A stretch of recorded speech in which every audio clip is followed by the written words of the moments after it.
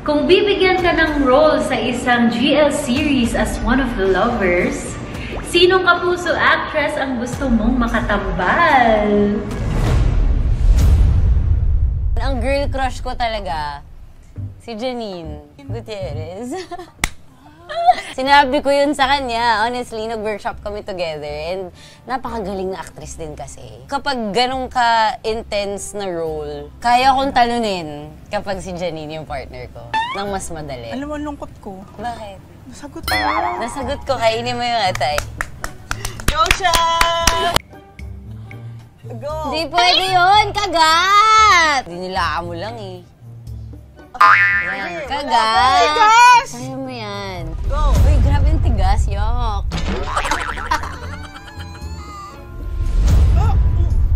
Ano? Ang konti. Hindi talaga kaya. Thank you, Jen. Ang lansa!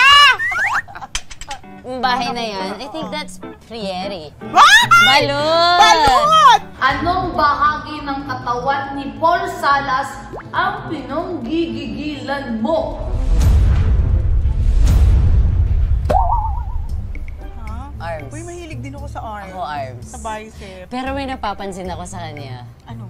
Every time pag ganyan pa lang ako, Tinitigasan niya biglang na. gumagano, no? Biglang pumiflex. Para sa ito, Mikey. Okay, Baroque. Ampalaya. Ah, ta. Sino? Kina Sef Cadayona, Migo Adiser, at syempre, sa akin, sa aming tatlo, no? Ang Kiss, Marry, Kill. Kiss, si Migo Okay.